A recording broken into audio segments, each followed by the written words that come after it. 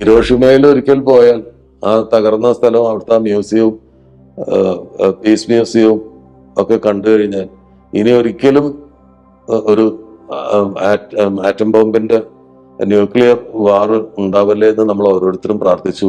ലോകമഹായുദ്ധം അവസാനിച്ചു, പക്ഷെ ലോക മനസാക്ഷിയുടെ മുന്നിൽ അമേരിക്ക എന്നും കുറ്റവാളികളായിട്ട് ഇന്നും അമേരിക്ക കുറ്റബോധത്തോടു കൂടി ഓർക്കുന്ന ഒരു കാര്യമാണ്. പക്ഷെ അവനെവിടെ എന്ന് ചോദിക്കുന്നത് കേട്ടിട്ട് പേരിട്ടുണ്ടായിരുന്നില്ല. അവനെ എന്താ പറയണ, അവനെ എന്നൊക്കെ ചോദിക്കുമ്പോ ഈ പെൺകുട്ടി വിചാരിച്ചു അവൻ എന്നാണ് അമൽ ഇവനിട്ട് അമൽ എന്നുള്ള പേരുണ്ടല്ലോ, അപ്പൊ അമലുമായിട്ട് മാച്ച് ചെയ്യുന്നുണ്ട്, അപ്പൊ അതാണ് ഇവന് പേര് ഉദ്ദേശിച്ചിരിക്കണതെന്ന് കരുതിയിട്ട് അവര് ആ കുട്ടിക്ക് ഈ ആശുപത്രിയിൽ പേര് കൊടുക്കണം, ബർത്ത് സർട്ടിഫിക്കറ്റിന്.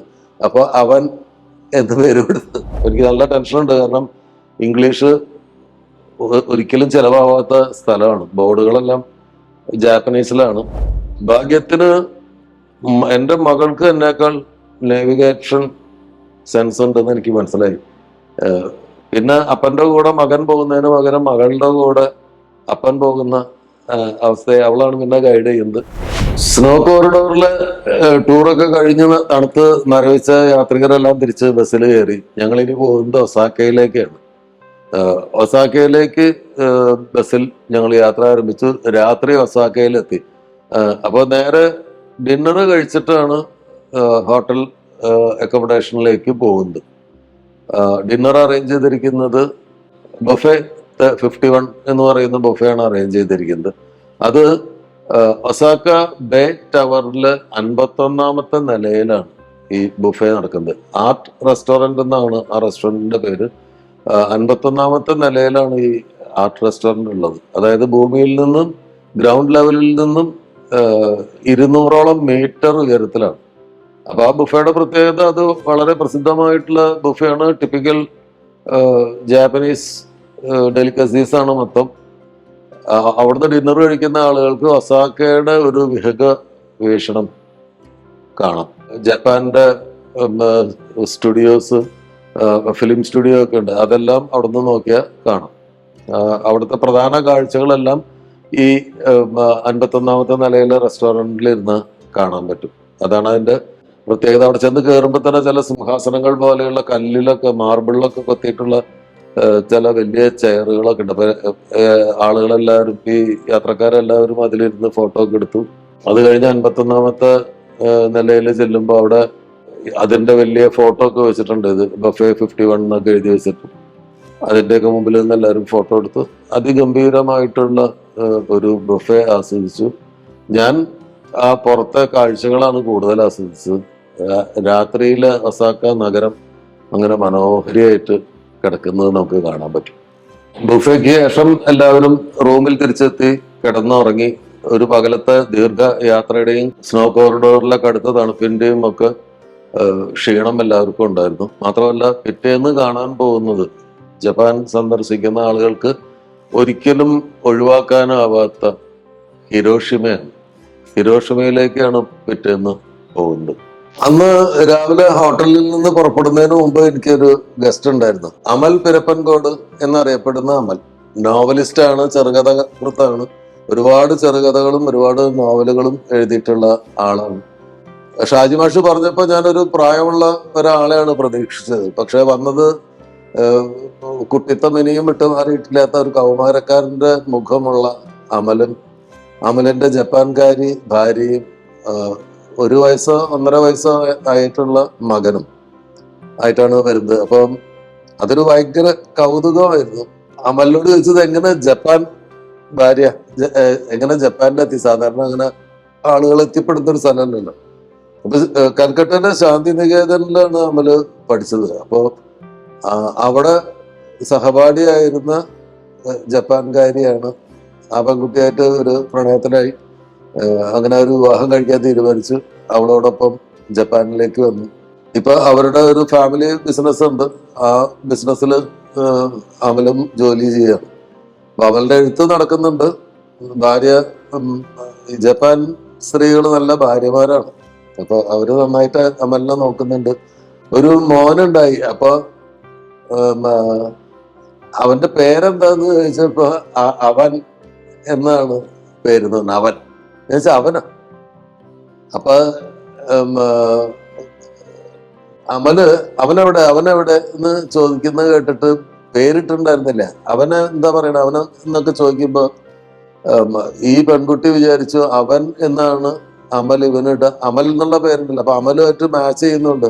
അപ്പൊ അതാണ് ഇവന് പേര് ഉദ്ദേശിച്ചിരിക്കണതെന്ന് കരുതിയിട്ട് അവര് ആ കുട്ടിക്ക് ഈ ആശുപത്രിയിൽ പേര് കൊടുക്കണം, ബർത്ത് സർട്ടിഫിക്കറ്റിന്. അപ്പൊ അവൻ എന്ന് പേര് കൊടുത്തു. പക്ഷെ അവൻ എന്നുള്ള വാക്കിന് ജപ്പാനില് കവാടന്നോ അങ്ങനെ എന്തോ ഒരു അർത്ഥം കൂടി ഉണ്ട്. അപ്പൊ അർത്ഥമുള്ള പേരാണ്. ജാപ്പനീസ് ഭാഷയിൽ അതിനൊരു അർത്ഥമുണ്ട്. അപ്പൊ അമലത് പറയുമ്പോ ചിരിക്കും, അവനെ അവനെ എന്ന്. നാട്ടിൽ വരുമ്പോ കുട്ടി ചിലപ്പോ ബുദ്ധിമുട്ടും. അമലിന്റെ കുറെ കഥകളുണ്ട് കേട്ടോ, കുറെ കഥകളുണ്ട്. അതിൽ പുതിയ ഒരു നോവലുമായിട്ടാണ് എന്നെ കാണാൻ വന്നത്. എനിക്ക് എന്റെ സമ്മാനമായിട്ട് തന്നു. ഇടി മഴ കാറ്റ് എന്ന് പറഞ്ഞൊരു സിനിമയുടെ തിരക്കഥ അമല് അമ്പിളിയുമായിട്ട്, അതിന്റെ ഡയറക്ടറാണ് തോന്നുന്നു, അദ്ദേഹവുമായിട്ട് ചേർന്നിട്ട് ഇടി മഴ കാറ്റ് എന്ന് പറഞ്ഞൊരു സിനിമയ്ക്ക് സ്ക്രിപ്റ്റ് എഴുതിയിട്ടുണ്ട്. അമൽ നാട്ടിലേക്ക് വരാൻ കഴിയാത്തതിനെ കുറിച്ചൊക്കെ സ്ഥിരം ജപ്പാനിലാവുന്നതിന്റെ ഒരു വിഷമമൊക്കെ പങ്കുവെച്ചപ്പോ ഞാൻ പറഞ്ഞു, ഇവിടെ നല്ലൊരു ഭാര്യയുണ്ട്, മോനുണ്ട്, കുറെ കൂടി മെച്ചപ്പെട്ട ഒരു ജീവിത സാഹചര്യങ്ങളിലേക്ക് വരുമ്പോ എപ്പോ വേണമെങ്കിലും നാട്ടിൽ വന്ന് പോവാലോ. നാട് സ്ഥിരമായിട്ട് താമസിക്കണം നിർബന്ധമൊന്നുമില്ല. നാടിനെ കുറിച്ച് ഒരു നൊസ്റ്റാൾജിയ ഉണ്ടാവുമ്പോ ഓടി വരിക, അത് കഴിഞ്ഞാൽ ജപ്പാനിലെ സമാധാനപൂർണമായ ജീവിതത്തിലേക്ക് തിരിച്ചു പോവാം. അമല് ഒരു നല്ല പയ്യനാണ്, നമുക്ക് ഭയങ്കര സ്നേഹം തോന്നിപ്പിക്കുന്ന ഒരു പയ്യനാണ്. ഈ ജപ്പാൻ യാത്രയിൽ അവനെ കണ്ടുമുട്ടിയതിൽ വലിയ സന്തോഷം. അമലിനെയും അമലിന്റെ ജപ്പാൻകാരി ഭാര്യയെയും അവനെയും കണ്ടതിൽ വലിയ സന്തോഷം. ഞങ്ങള് ആദ്യം പോകുന്നത് ഹിരോഷിമ പീസ് മെമ്മോറിയൽ പാർക്കിലേക്കാണ്. ഹിരോഷിമ പീസ് മെമ്മോറിയൽ പാർക്കിലാണ് ഹിരോഷിമ പീസ് മെമ്മോറിയൽ മ്യൂസിയം ഉള്ളത്. ഹിരോഷിമ നാഗസാക്കി എന്ന രണ്ട് പേരുകള് ഒട്ടും ചരിത്രം അറിയാത്ത ആളുകൾക്ക് പോലും അറിയാം.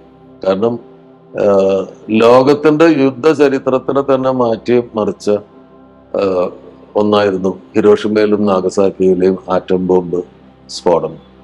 അമേരിക്ക ജപ്പാന് ഒരു തരത്തിലും രണ്ടാം ലോക മഹായുദ്ധത്തിൽ നിന്ന് പിന്തിരിപ്പിക്കാനാവാതെ വന്നപ്പോ പേൾ ഹാർബറിലൊക്കെ അവർ നടത്തിയ വൻ ബോംബാക്രമണങ്ങൾക്ക് ശേഷം ജപ്പാന് രണ്ടാം ലോക മഹായുദ്ധത്തിൽ നിന്ന് പിന്തിരിപ്പിക്കാനും തോൽവി സമ്മതിപ്പിക്കാനും വേണ്ടി ചെയ്ത കടുങ്കൈയാണ് ഹിരോഷിമയിലെ നാഗസാക്കിയിലെ ആറ്റം ബോംബ് വർഷം. ഹിരോഷിമയില് മാത്രം 1,40,000 പേർ 1945 ഓഗസ്റ്റ് 6 ഹിരോഷിമയില് ലിറ്റിൽ ബോയ് എന്ന പേരുള്ള ആറ്റം ബോംബ് ഇട്ടത്. അപ്പം അവിടെ മാത്രം മരിച്ചത് 45-ന്റെ അവസാനം വരെ അവിടെ മാത്രം മരിച്ചത് 1,40,000-ഓളം പേരാണ്. ഈ പാർക്കിലേക്ക് ചെല്ലുമ്പോൾ നമ്മൾ ദൂരെ നിന്ന് ഒരു പാലത്തിന് മീതെ കൂടെ നടന്ന് ബസ് നിർത്തിയ സ്ഥലത്ത് നിന്ന് നടന്ന് പാലത്തിന്റെ മുകളിലെത്തുമ്പോൾ ദൂരെ തൊട്ട് മുമ്പ് തകർന്നു പോയതുപോലെ ഒരു ബിൽഡിംഗ് കാണും. ജൻബക്കു ഡോം എന്നാണ് അതിന്റെ പേര്. ആ ബിൽഡിങ്ങിന് തൊട്ട് മുകളിൽ എത്തിയപ്പോഴാണ് ഈ ആറ്റം ബോംബ് പൊട്ടിത്തെറിക്കുന്നത്. ലിറ്റിൽ ബോയ് എന്ന് പറയുന്ന atom bomb uranium based atom ബോംബായിരുന്നു.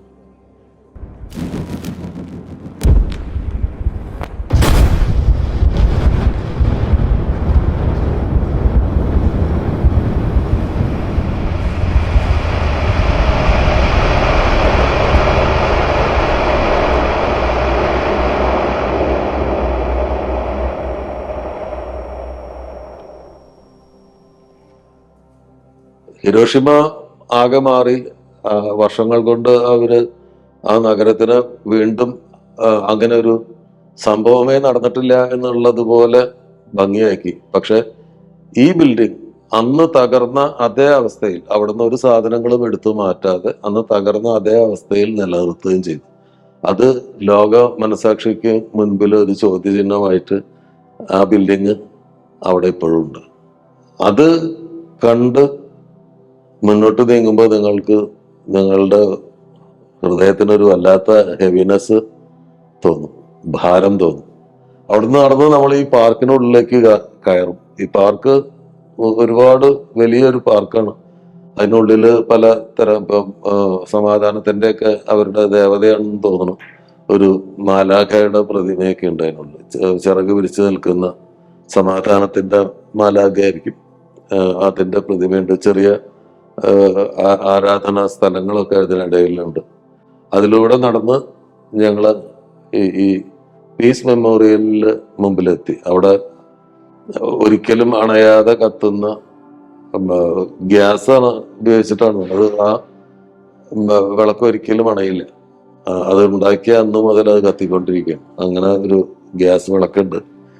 ഒരു ആർച്ച് ഷേപ്പിലുള്ള ഒരു മോണ്യുമെന്റ് ഉണ്ട്. ഈ മരിച്ച രക്തസാക്ഷികൾക്ക് വേണ്ടി ഉണ്ടാക്കിയിട്ടുള്ള ഒരു മോണ്യുമെന്റ്. ആയിരക്കണക്കിന് ആളുകളുടെ ഒന്നും കിട്ടിയിട്ടില്ല. ഒക്കെ അങ്ങനെ അന്തരീക്ഷത്തിൽ ലയിച്ചു പോയി ആളുകൾ.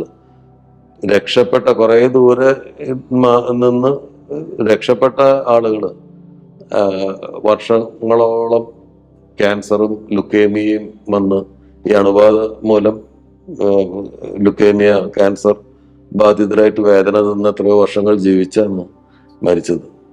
ഹിരോഷിമയില് ഓഗസ്റ്റ് 6-ാം തീയതി 1945 ഓഗസ്റ്റ് 6-ാം തീയതി ബോംബിട്ട് 3 ദിവസത്തിന് ശേഷം നാഗസാക്കിയില് ഫാറ്റ്മാൻ എന്ന വിളിപ്പേരുള്ള ബോംബ്, അത് പ്ലൂട്ടോണിയം ബേസ്ഡ് ആറ്റം ബോംബായിരുന്നു. അതിട്ടു. അത് ഇതിനേക്കാൾ ശക്തമായിട്ടുള്ളതായിരുന്നു. അത് ഏതാണ്ട് പക്ഷെ 74,000 ആളുകളാണ് മരിച്ചത്. ഇവിടെയാണ് കൂടുതൽ ആളുകൾ മരിച്ചത്. അത് ആ ഭൂപ്രദേശത്തിന്റെ പ്രത്യേകത കൊണ്ടൊക്കെ 74,000 പേരാണ് അവിടെ മരിച്ചത്. അതിനുശേഷം ഒരു 6 ദിവസങ്ങൾക്ക് ശേഷമാണ് നാഗസാക്കിയിൽ ബോംബ് വീണ് ഒരു 6 ദിവസങ്ങൾക്ക് ശേഷമാണ് ജപ്പാൻ യുദ്ധത്തിൽ നിന്ന് പിന്മാറുന്നത്. ലോകമഹായുദ്ധം അവസാനിച്ചു. പക്ഷെ ലോക മനസാക്ഷിയുടെ മുന്നിൽ അമേരിക്ക എന്നും കുറ്റവാളികളായിട്ട് ഇന്നും അമേരിക്ക കുറ്റബോധത്തോടു കൂടി ഓർക്കുന്ന ഒരു കാര്യമാണ്. പക്ഷെ ലോകത്ത് ആദ്യമായിട്ടും പിന്നീട് ഇന്ന് വരെയും 2025 വരെയും ന്യൂക്ലിയർ ആയുധങ്ങൾ ആരും ഇനി ഉപയോഗിക്കില്ല, ഇനി ഒരിക്കലും ഉപയോഗിക്കില്ല എന്നുള്ളൊരു തീരുമാനം ലോകത്തെ കൊണ്ട് ഹിരോഷിമയും നാഗസാക്കിയും അല്ലെങ്കിൽ അവിടെ വെന്തു വെണ്ണീറായി പോയ മനുഷ്യരും എടുപ്പിച്ചു. പിന്നീട് ഒരിക്കലും ലോകത്ത് ന്യൂക്ലിയർ ആയുധങ്ങൾ ഉപയോഗിച്ചിട്ടില്ല. പക്ഷെ ഞങ്ങൾ ഉപയോഗിക്കും എന്നുള്ള ഭീഷണി ഇപ്പൊ ഈ സമീപകാലത്ത് വീണ്ടും ചില രാജ്യങ്ങൾ പറയുന്നുണ്ട്, ഭീഷണികൾ നടത്തുന്നുണ്ട്. പക്ഷെ അത് നമ്മള് മനുഷ്യര് എത്ര പെട്ടെന്നാണ് കടുത്ത ദുരന്തത്തിന്റെ ഓർമ്മകളിൽ നിന്ന് നമ്മൾ രക്ഷപ്പെടുന്നത് എന്നുള്ളത് വലിയ അത്ഭുതമാണ്. ഹിരോഷിമയിൽ ഒരിക്കൽ പോയാൽ ആ തകർന്ന സ്ഥലവും അവിടുത്തെ മ്യൂസിയവും പീസ് മ്യൂസിയവും ഒക്കെ കണ്ടു കഴിഞ്ഞാൽ ഇനി ഒരിക്കലും ഒരു ആറ്റം ബോംബിന്റെ ന്യൂക്ലിയർ വാറ് ഉണ്ടാവല്ലേ എന്ന് നമ്മൾ ഓരോരുത്തരും പ്രാർത്ഥിച്ചു. അന്ന് രാത്രി തിരിച്ച് റൂമിലെത്തി ഉറക്കൊക്കെ കഴിഞ്ഞ് രാവിലെ എഴുന്നേൽക്കുമ്പോൾ അത് മെയ് 31-ാം തീയതി ആയിരുന്നു. മെയ് 31-ാം തീയതിയുടെ പ്രത്യേകത എൻ്റെ ഫേക്ക് ബർത്ത്ഡേ ആണ്. ചെറുപ്പത്തില് നമ്മളുടെയൊക്കെ നാട്ടിലൊരു പതിവുണ്ട്, ഈ ബർത്ത് ഡേറ്റ് സ്കൂൾ അഡ്മിഷന് വേണ്ടിയിട്ട് മാറ്റി. ഒരു കള്ളത്തരം എൻ്റെ ജീവിതത്തിൽ എൻ്റെ പേരൻസ് ചെയ്തത് അതാണ്. ഞാൻ ശരിക്കും ജനുവരി 11-നാണ് ജനിച്ചത്. പക്ഷെ റെക്കോർഡിക്കലി എൻ്റെ ബർത്ത്ഡേ മെയ് 31 ആണ്. സ്കൂളിൽ ചേർത്തുമ്പോൾ എന്തൊരു വർഷം നഷ്ടപ്പെടാതിരിക്കാനൊക്കെ വേണ്ടിയിട്ട് അങ്ങനെ ബർത്ത് ഡേറ്റ് മെയ് 31 കൊടുത്ത. അപ്പൊ അങ്ങനെ ബെന്നിക്ക് എൻ്റെ പാസ്പോർട്ടില് ബർത്ത് ഡേറ്റ് ആണല്ലോ അറിയാം. അപ്പൊ പാസ്പോർട്ടില് മെയ് 31 ആണ്. അപ്പൊ ഭയങ്കര സർപ്രൈസിങ് ആയിട്ട് ഒരു പാർട്ടി അറേഞ്ച് ചെയ്തു. കേക്ക് കട്ടിങ്, ഷാമ്പയിൻ ഒക്കെ ആയിട്ട് ആഘോഷമായിട്ട് ഒരു ആഘോഷം. ഇപ്പൊ ഞാൻ ഇത് പറയണോ വേണ്ടേ, കാരണം അവരുടെ ഉത്സാഹത്തിനെ കെടുത്തി കളയോ എന്നൊക്കെ തോന്നി. പക്ഷെ അവസാനം ഞാൻ പറഞ്ഞു, ഇത് റെക്കോർഡിക്കലി ശരിയാണ്, 31 മെയ് 31 റെക്കോർഡിക്കലി എൻ്റെ ബർത്ത് ഡേറ്റ്. പക്ഷെ ശരിക്കുള്ള ജന്മദിനം ജനുവരി 11 ഏതായാലും കേക്കൊക്കെ കട്ട് ചെയ്യാം, സന്തോഷം. പിന്നെ എനിക്ക് അതിൽ ഒരുപാട് നിരാശ ഉണ്ടായിട്ടുണ്ട്. കാരണം മെയ് 31 ആയിരുന്നെങ്കിൽ നല്ലതായിരുന്നു. കാരണം ഞാൻ ഏറ്റവും അധികം ആരാധിക്കുന്ന ക്ലിന്റ് ഈസ്റ്റ്വുഡിന്റെ ബർത്ത്ഡേ മെയ് 31 ഇപ്പൊ 95-ാം ബർത്ത്ഡേ അദ്ദേഹം ഈ മെയ് 31 ആഘോഷിച്ചു. പുതിയ പടത്തിന്റെ ഷൂട്ടിങ്ങിന് പോവുകയാണ് അദ്ദേഹം ഈ 95-ാം വയസ്സിൽ. അപ്പൊ മെയ് 31 ആയിരുന്നെങ്കിൽ ആ ഭാഗ്യം എനിക്കും ഉണ്ടായേനെ എന്ന് ഞാൻ വെറുതെ വിചാരിച്ചു. ഏതായാലും അന്നത്തെ ബർത്ത്ഡേ സെലിബ്രേഷൻ ഒക്കെ കഴിഞ്ഞിട്ട് ഞങ്ങള് ഒസാക്കയിലെ ഡൊട്ടോൺബോറി എന്ന് പറയുന്ന ഡിസ്ട്രിക്റ്റില് ഒരു സ്ട്രീറ്റ് ഉണ്ട്. അതാണ് അവർ ശരിക്കും പറഞ്ഞാൽ ചരിത്രപരമായിട്ട് അത് ആർട്ടിന്റെ ഒരു സ്ഥലമാണ്. അവരുടെ ജാപ്പനീസ് ട്രഡീഷണൽ കലകളുടെ ഒക്കെ ഒരു കേന്ദ്രമായിരുന്നു അത്. ഇപ്പൊ അത് നൈറ്റ് ലൈഫിന്റെയും എന്റർടൈൻമെന്റിന്റെയും ഒരു സ്ഥലമാണ്. ഒരുപാട് കടകളുണ്ട്. നമ്മൾ അവിടെ കൂടെ ഇറക്കി വിട്ടിട്ട് ഇങ്ങനെ പോയിട്ട് ഇങ്ങനെ നടന്ന് ഒരു പാലം ഉണ്ട്. ആ പാലം കയറിയിട്ട് അപ്പുറത്തെ സ്ട്രീറ്റിലേക്ക് ഇറങ്ങി തിരിച്ചു വന്നാൽ ഈ ബസ് വെക്കുന്ന സ്ഥലത്തേക്ക് എത്തുന്നൊക്കെ പറഞ്ഞു തന്നിട്ട് യാത്രികരെ ഫ്രീ ആയിട്ട് വിട്ടു. പിറ്റേ ദിവസം ഇവര് ഫെറി കടന്ന് കൊറിയയിലേക്ക് പോവാണ്. ഞാനും മകളും അവിടെ ഞങ്ങളുടെ യാത്ര അവസാനിപ്പിക്കുകയാണ്. ഞങ്ങൾ ജപ്പാൻ മാത്രമേ ഓപ്റ്റ് ചെയ്തിട്ടുണ്ടായിരുന്നുള്ളൂ. 10 ദിവസത്തേക്കാണ് ഞങ്ങൾ വന്നത്. ഒരു 4 ദിവസം കൂടി നീണ്ടു നിൽക്കുന്ന ഒരു യാത്ര കൊറിയയിലും ഉണ്ട്. അതിൽ ഞങ്ങൾ പോകുന്നില്ല. അപ്പോൾ ഫലത്തിൽ തിരിച്ച് ഞങ്ങൾ തനിയെ ഒസാക്കയിൽ നിന്ന് തിരിച്ച് പോകണം. അത് ഞങ്ങൾ ട്രെയിനിലാണ് തിരിച്ചു പോകുന്നത്. ട്രെയിൻ ടിക്കറ്റൊക്കെ ബെന്നി എല്ലാം എടുത്ത് തന്നിട്ടുണ്ട്. 2 ട്രെയിൻ മാറി കയറി പോകണം. ബുള്ളറ്റ് ട്രെയിനിൽ ഒസാക്കയിൽ നിന്ന് ബുള്ളറ്റ് ട്രെയിനിൽ പോവാം. അത് കഴിഞ്ഞിട്ട് അവിടുന്ന് അത് എത്തുന്ന അതിന്റെ ലാസ്റ്റ് പോയിന്റിൽ നിന്ന് ഈ എയർപോർട്ടിന്റെ ഉള്ളിൽ പോകുന്ന വേറൊരു ട്രെയിൻ ഉണ്ട്. ആ ട്രെയിനിന് 2 hours യാത്രയുണ്ട്. ആ ട്രെയിനിൽ കയറി അങ്ങനെ മാറി കയറി പോകണം. അപ്പൊ എനിക്ക് നല്ല ടെൻഷൻ ഉണ്ട്. കാരണം ഇംഗ്ലീഷ് ഒരിക്കലും ചെലവാകാത്ത സ്ഥലമാണ്. ബോർഡുകളെല്ലാം ജാപ്പനീസിലാണ്. പിന്നെ ട്രെയിനിന്റെ നമ്പറൊക്കെ നോക്കിയിട്ട് കണ്ടുപിടിക്കണം. അപ്പൊ അതിന്റെ ടെൻഷൻ ഉള്ളിലുണ്ട്. പിന്നെ കുറച്ച് സാധനങ്ങളൊക്കെ അത് ഇതൊക്കെ മേടിച്ചിട്ട് ലഗേജ് കയ്യിൽ ഇത്തിരി കൂടുതലായി. അപ്പൊ ഒരു പെട്ടി കൂടി മേടിക്കണം. അപ്പൊ ഈ സ്ട്രീറ്റിൽ നിന്ന് ഞങ്ങളൊരു പെട്ടി മേടിച്ചു, ഒരു സൂട്ട് കേസ് മേടിച്ചു. ഞാനും മോളും മോളുടെ ഫ്രണ്ട് നിനിതയും അവരുടെ അമ്മയും ഒക്കെ കൂടി ഈ സ്ട്രീറ്റിലൂടെ ചെറിയ ഷോപ്പിങ്ങും കാര്യങ്ങളൊക്കെ ആയിട്ട് ഇങ്ങനെ നടന്നു. അതിന്റെ ഒരു ബ്രിഡ്ജ് ഉണ്ട്. ഈവനിങ് ആയപ്പോഴേക്കും നല്ല ലൈറ്റും കാര്യങ്ങളും പാട്ടും ബഹളവും.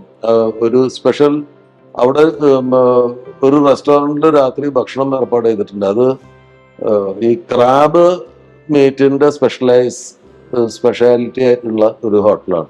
അതിന്റെ മുമ്പിൽ വലിയൊരു കൂറ്റൻ ക്രാബിനെയൊക്കെ അവര് ഇങ്ങനെ ഉണ്ടാക്കി വെച്ചിട്ടുണ്ട്. അതായിരുന്നു ഞങ്ങൾക്കുള്ള അടയാളം. ആ ഹോട്ടലിലേക്ക് വരാനാണ് പറഞ്ഞിരിക്കുന്നത്.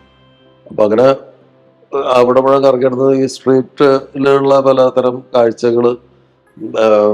ഒരു സ്ഥലത്ത് സുന്ദരിയായിട്ടുള്ള ഒരു പെൺകുട്ടി എന്നിട്ട് പാട്ട് പാടുന്നുണ്ട്, മൈക്കൊക്കെ വെച്ച് പാട്ട് പാടുന്നുണ്ട്. അതിന്റെ ചുറ്റും കുറെ ടൂറിസ്റ്റുകളുണ്ട്. അതിന്റെയൊക്കെ വീഡിയോസ് എടുത്തു. കറങ്ങി തിരിഞ്ഞ് വൈകുന്നേരത്തെ ഡിന്നറും കഴിഞ്ഞ് ഞങ്ങള് ഹോട്ടലിലേക്ക് പോയി. പിറ്റേ ദിവസം രാവിലെ നേരത്തെ മറ്റു യാത്രികരെല്ലാവരും പോകും. ആദ്യമായിട്ട് ഒരു വല്ലാത്തൊരു ഒറ്റപ്പെടലിന്റെ ഫീലിംഗ് ആയിരുന്നു. കാരണം ഇതുവരെ നമ്മളെ ഗൈഡ് ചെയ്യാൻ ആൾക്കാരുണ്ട്, ഗൈഡുണ്ട്, ബെന്നിയുണ്ട്. ബെന്നിയുടെ കൂടെ പോകുമ്പോൾ ശരിക്കും അപ്പൻ്റെ ഒപ്പം പൂരത്തിന് പോകുന്ന പോലെ ഒരു ധൈര്യമുണ്ട്. കാരണം എന്തിന്റെ റെസ്പോൺസിബിലിറ്റി ഏറ്റെടുക്കാൻ ഒരാളുണ്ടല്ലോ. ഇത് ഞാനുണ്ട്, ഞാൻ മാത്രമല്ല മകളും ഉണ്ട്. ഞങ്ങൾ തിരിച്ച് ഇത്രയും ദൂരം ട്രാവൽ ചെയ്തിട്ട് വന്ന് ഫ്ലൈറ്റ് കയറുന്നു. അതൊരു ചെറിയ ടെൻഷനായിട്ട് എൻ്റെ ഉള്ളിലുണ്ട്. രാത്രി ഉറക്കൊന്നും അത്ര ശരിയായില്ല. രാവിലെ നേരത്തെ എഴുന്നേറ്റ് ഈ യാത്ര പോകുന്ന മറ്റുള്ളവരെയൊക്കെ പോയി യാത്ര അയച്ചു.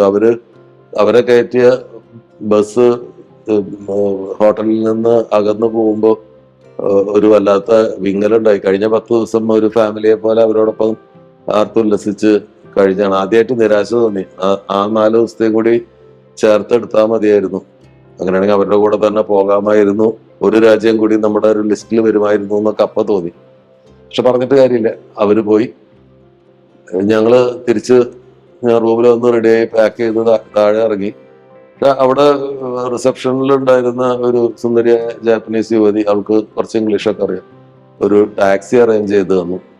ഒരു പ്രായമുള്ള ഒരാളാണ് ടാക്സി ഡ്രൈവർ, നല്ലൊരു മനുഷ്യൻ. അപ്പൊ അദ്ദേഹത്തിനും ഇംഗ്ലീഷ് വലിയ പിടിയൊന്നുമില്ല. ആംഗ്യഭാഷ, കഥകളി മുദ്രകൾ ഒക്കെ ആയിട്ട് നമ്മൾ എയർപോർട്ടിലേക്ക് പോകേണ്ടത് അയാൾക്കറിയാം. അങ്ങനെ പോകുന്ന വഴിക്ക് എന്തോ ഒരു ബ്ലോക്ക് ഉണ്ടായി. അപ്പൊ പുള്ളി വേറൊരു വഴി കൂടെയൊക്കെ കൊണ്ടുപോയി ഞങ്ങളെ ഈ ഒസാക്ക ടെർമിനലില്, ട്രെയിൻ ടെർമിനലില് കൊണ്ടുവന്നാക്കി. അപ്പൊ വെസ്റ്റേൺ ജപ്പാൻ റെയിൽവേയുടെ ആണ് ഈ ഒസാക്ക റെയിൽവേ സ്റ്റേഷനും കാര്യങ്ങളൊക്കെ. ഏഷ്യയിലെ തന്നെ ലോകത്തിലെ തന്നെ 4ാമത്തെ ഏറ്റവും വലിയ റെയിൽവേ സ്റ്റേഷനാണ്. ബുള്ളറ്റ് ട്രെയിനുകളൊക്കെ ഇങ്ങനെ ചവറ് പോലെ വന്ന് പോകും. ഒരുപാട് പ്ലാറ്റ്ഫോംസ് ഉണ്ട്. നമ്പർ ഒരെണ്ണം തെറ്റിക്കഴിഞ്ഞാൽ നിങ്ങൾ എവിടെ എത്തില്ല. ഒരുപാട് ബോർഡുകളും കാര്യങ്ങളൊക്കെ ഉണ്ട്.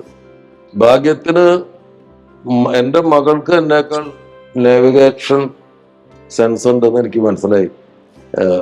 പിന്നെ അപ്പൻ്റെ കൂടെ മകൻ പോകുന്നതിന് പകരം മകളുടെ കൂടെ അപ്പൻ പോകുന്ന അവസ്ഥയെ അവളാണ് പിന്നെ ഗൈഡ് ചെയ്യുന്നത്. അവള് ബോർഡുകളൊക്കെ നോക്കി ഇതായിരിക്കും എന്നൊക്കെ പറഞ്ഞ് പിന്നെ ഞങ്ങൾ ഇത്തിരി നേരത്തെ, ഞങ്ങൾ ഈ ഇത്തിരി ടെൻഷൻ ഉണ്ടായതുകൊണ്ട് കുറച്ചധികം നേരത്തെ പുറപ്പെട്ടിരുന്നു. അപ്പം ഇതിന്റെ ബോർഡിൽ ഈ നമ്പർ മാത്രം കാണാനില്ല. പിന്നെ അതിനു വേണ്ടിയിട്ടുള്ള കാത്തിരിപ്പാണ്. അപ്പൊ പോകുന്ന ആൾക്കാരൊക്കെ ഒന്ന് നമ്മൾ ശ്രദ്ധിക്കുന്നുണ്ട്. ഒരു ഇന്ത്യൻ കളവനും ഒരു ചെറുപ്പക്കാരിയും ഇങ്ങനെ നിൽക്കുന്നുണ്ട് ഈ പ്ലാറ്റ്ഫോമിൽ. ഈ യാത്രക്കാര് ബോർഡ് നോക്കി തിരക്ക് പിടിച്ച് പോണതിന്റെ ഇടയിൽ രണ്ടുപേര് ബാഗും പെട്ടിയൊക്കെ വെച്ചിട്ട് ഇങ്ങനെ നിൽക്കുകയാണ്. ശരിക്കും ഞാൻ ഭയങ്കര ടെൻഷനായിരുന്നു. കാരണം ഏതെങ്കിലും ഒന്ന് മിസ് ചെയ്ത് കഴിഞ്ഞാൽ ബെന്നിനെ ഒന്നും വിളിച്ചാൽ കിട്ടില്ല. പിന്നെ എന്താ ചെയ്യേണ്ടതെന്ന് അറിയില്ല. ഈ ഫ്ലൈറ്റ് മിസ് ചെയ്ത് കഴിഞ്ഞാൽ തിരിച്ചുള്ള വരവ് കല്ലത്താവും. ഭാഷ അറിയാത്തൊരു സ്ഥലത്ത് ചെന്ന് ശരിക്കും പെട്ടുപോകും. പിന്നെ ഒരേ ഒരു സമാധാനം, അവർക്ക് ഇന്റർനെറ്റിലൊക്കെ നല്ല പ്രാവീണ്യം ഉള്ളതുകൊണ്ട് അത് മാനേജ് ചെയ്തോളും എന്നുള്ളൊരു ധൈര്യത്തിൽ തന്നെ നിന്നു. അങ്ങനെ ഞങ്ങൾ അവസാനം ഈ പ്ലാറ്റ്ഫോം കണ്ടെത്തി. പ്ലാറ്റ്ഫോമിൽ ആരുമില്ല, ഞങ്ങൾ രണ്ടുപേരും മാത്രമേ ഉള്ളൂ. അതുകൊണ്ട് ഇനിയിപ്പോ ഇതായിരിക്കില്ലേ എന്നുള്ള ടെൻഷൻ. പക്ഷെ ഇതിന്റെ സമയമായപ്പോ ഇവരൊക്കെ ജാപ്പനീസൊക്കെ ഭയങ്കര ടൈം കീപ്പ് ചെയ്യുന്ന ആൾക്കാരാണ്. അപ്പൊ ആ ട്രെയിനിന്റെ ടൈം ആയപ്പോ കറക്റ്റായിട്ട് ആ പ്ലാറ്റ്ഫോം നിറയെ ആൾക്കാരായി. അങ്ങനെ ഞങ്ങൾക്ക് പോകാനുള്ള ബുള്ളറ്റ് ട്രെയിൻ, വെളുത്ത കളറിലുള്ള ബുള്ളറ്റ് ട്രെയിൻ, അതിങ്ങനെ ഒരു ചേര വരുന്ന പോലെ, ചേരയുടെ മുഖമാണ് അതിന്. എന്റെ പറമ്പിൽ ചേരപ്പാമ്പുകളുണ്ട്. അപ്പൊ അതിങ്ങനെ പോകുന്നത്, അത് നോക്കുന്നതും പോലെയുള്ള അതിന്റെ ഒരു ഫേസ് കട്ട് ഉണ്ട് ഈ ബുള്ളറ്റ് ട്രെയിൻ. ഇങ്ങനെ പതിഞ്ഞ് ഇങ്ങനെ മൂക്ക് നീണ്ട് ഇങ്ങനെ. അപ്പൊ അങ്ങനെ ആ ട്രെയിൻ വന്നു. ആ ട്രെയിനിൽ കയറി. അപ്പൊ അതിന്റെ കുറെ വീഡിയോസ് ഒക്കെ എടുത്തു. കാരണം ബുള്ളറ്റ് ട്രെയിൻ ഞങ്ങളുടെ രണ്ടുപേരുടെയും ജീവിതത്തിലെ ആദ്യത്തെ അനുഭവമാണ്. ഞങ്ങളോടൊപ്പം ഉണ്ടായിരുന്ന മറ്റു യാത്രികർക്കൊന്നും ആ ഭാഗ്യം ഉണ്ടായിട്ടില്ല. കാരണം ഞങ്ങള് എല്ലാം ബസ്സിലായിരുന്നു യാത്ര ചെയ്തത്. ബുള്ളറ്റ് ട്രെയിനിൽ കയറാൻ പറ്റിയില്ല ആർക്കും.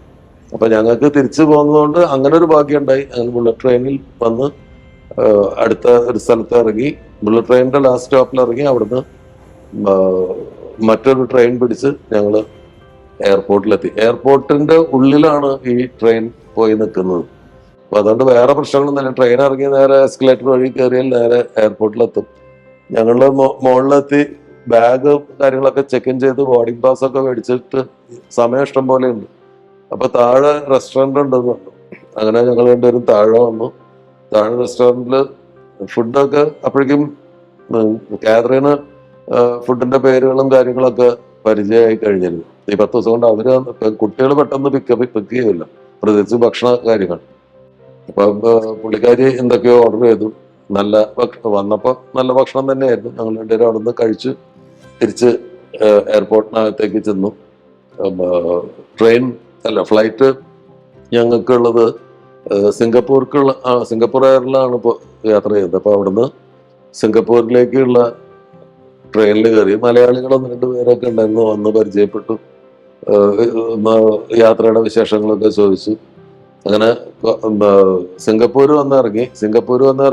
അവിടുന്ന് പിന്നെ ഒരു 3-4 മണിക്കൂർ കഴിഞ്ഞിട്ടാണ് ബാംഗ്ലൂരിലേക്കാണ് ഫ്ലൈറ്റ്. അപ്പൊ ആ ബാംഗ്ലൂർക്കല്ല, കൊച്ചിയിലേക്ക് തന്നെയായിരുന്നു. കൊച്ചിയിലേക്കുള്ള ഫ്ലൈറ്റാണ്. അപ്പൊ അതിന് വെയിറ്റ് ചെയ്യണ സമയത്ത് ഈ കടകളൊക്കെ, ഈ എയർപോർട്ടിനകത്തെ കടകളൊക്കെ ഇങ്ങനെ തുറന്ന് തുടങ്ങുന്നതാണ്. കാരണം ഏർലി മോർണിംഗ് ആണ്. അപ്പോൾ കടകളൊക്കെ തുറന്ന് ഞങ്ങൾ അവിടെ ഒരു കാപ്പിയൊക്കെ കുടിച്ച് നാട്ടിലേക്കുള്ള വിമാനത്തിൽ കയറി. സമാധാനം. ഒസാക്കയിൽ നിന്ന് പുറപ്പെടുമ്പോൾ നല്ല പേടിയുണ്ടായിരുന്നു. എന്തായാലും സേഫായിട്ട് നാട്ടിൽ തിരിച്ചെത്തി. ഈ ജപ്പാൻ യാത്രയുടെ എപ്പിസോഡുകൾ ആണ് ഞാൻ ഇതുവരെ ചെയ്ത യാത്രകളുടെ എപ്പിസോഡുകളിൽ പറയാൻ ഏറ്റവും ബുദ്ധിമുട്ടുണ്ടായിരുന്നു. ഒന്ന്, ഇതിന്റെ പേരുകൾ ഓർത്തു വെക്കുന്നത് വലിയ പാടാണ്. അതിന്റെ പ്രൊനൗൺസിയേഷൻ കറക്റ്റ് ആയിട്ട് അറിയില്ല. പിന്നെ 2 വർഷം മുമ്പ് ചെയ്തൊരു യാത്രയാണ്. അമ്മ മരിച്ചിട്ട് 2 വർഷമായി. മെയ് പകുതിക്ക് ശേഷം പുറപ്പെട്ട് മെയ് അവസാനിച്ച ഒരു യാത്രയാണ്. അമ്മ മരിച്ച് 10 ദിവസങ്ങൾക്ക് ശേഷമാണ് ഞങ്ങൾ ഈ യാത്ര പുറപ്പെട്ടത്. അമ്മ മെയ് 13 മരിച്ചത്. 23 മറ്റാണ് നമ്മൾ ഈ യാത്ര പുറപ്പെടുന്നത്. അങ്ങനെ മെയ് 31 കൂടിയിട്ട് ആ യാത്ര കഴിഞ്ഞു. ഈ യാത്രയാണ് പറയാൻ ഏറ്റവും ബുദ്ധിമുട്ട്. മാത്രമല്ല, ഞാനിത് ഇങ്ങനെ ഒരു വീഡിയോ ചെയ്യാൻ പ്രിപ്പയർഡ് ആയിരുന്നില്ല. അന്ന് ഇങ്ങനെ ഒരു ആശയം ഉണ്ടായിരുന്നില്ല. പക്ഷേ കുറച്ച് കാര്യങ്ങൾ, ഹിരോഷിമ പോലെയുള്ള കുറച്ച് കാര്യങ്ങൾ നിങ്ങളായിട്ട് ഷെയർ ചെയ്യണം എന്ന് എനിക്ക് തോന്നിയത് കൊണ്ടാണ് കുറച്ച് എപ്പിസോഡുകൾ ഞാൻ ചെയ്തത്. നിങ്ങളിത് ആസ്വദിച്ചു എന്ന് എനിക്കറിയില്ല. ഇഷ്ടപ്പെട്ടില്ലെങ്കിൽ ക്ഷമിക്കണം. ഇത് കുറെ കൂടി പേഴ്സണൽ ആയിരുന്നു ഈ യാത്ര. മകളും ഒക്കെ ഉണ്ടായിരുന്നതുകൊണ്ടും പ്രൊഫഷണലി ഷൂട്ട് ചെയ്തതും ആയിരുന്നില്ല. ഇഷ്ടപ്പെട്ടെങ്കിൽ സന്തോഷം, ഇഷ്ടപ്പെട്ടില്ലെങ്കിൽ മാപ്പാക്കുക. അടുത്ത ട്രാവലോഗ് കുറച്ചുകൂടി ഭംഗിയാക്കാൻ ശ്രമിക്കാം.